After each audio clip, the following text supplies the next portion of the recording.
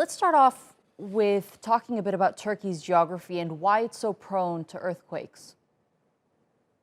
The eastern part of the Aegean Sea, the western Anatolia, is one of the fastest enlarging tectonic regions, and that's why this area produced too much earthquakes and frequent earthquakes reaching up to 7.2 or 7.1 magnitudes. If we look at the region, we can see that there are some historical earthquakes.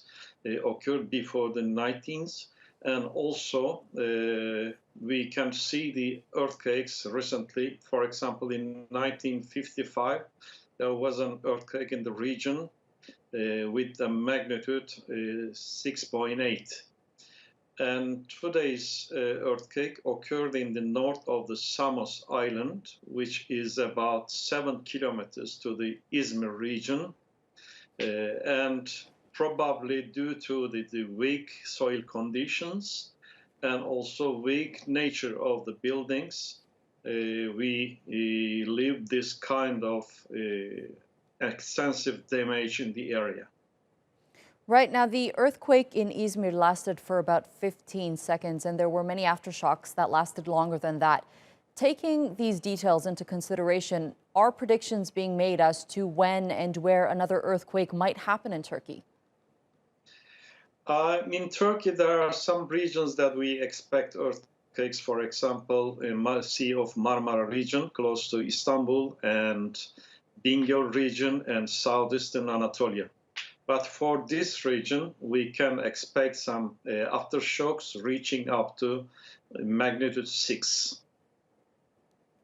Right, we are looking at live pictures out of Izmir where rescue operations are underway. It seems like they are trying to rescue someone from under the rubble that is trapped under the rubble there of a building that collapsed after a 6.6 magnitude earthquake hit Izmir. Professor, I just want to continue by moving forward as how should we, as the potential people who will face these natural disasters, be prepared?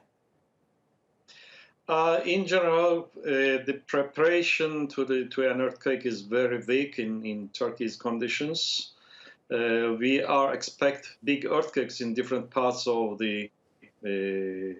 Turkey, but unfortunately we are not too much prepared for this kind of disasters. Not only for the earthquakes, but only, for example, flooding. We recently lived that kind of events, but unfortunately we are not ready for that kind of disasters. Right, you mentioned flooding there. A small tsunami was triggered by this earthquake that we saw in Izmir, and homes along the coastline were flooded. Is it normal for tsunamis to follow earthquakes like this? Yes, because this earthquake is produced by a normal fault. On the downthrown block of a fault, if it's occurred in the sea, it is possible to see that kind of earthquakes. It's a small tsunami reaching up to 0.6 meters height. And how cautious should we be against these natural disasters like the tsunami in the next couple of days or so following a 6.6 magnitude earthquake? I didn't understand your question.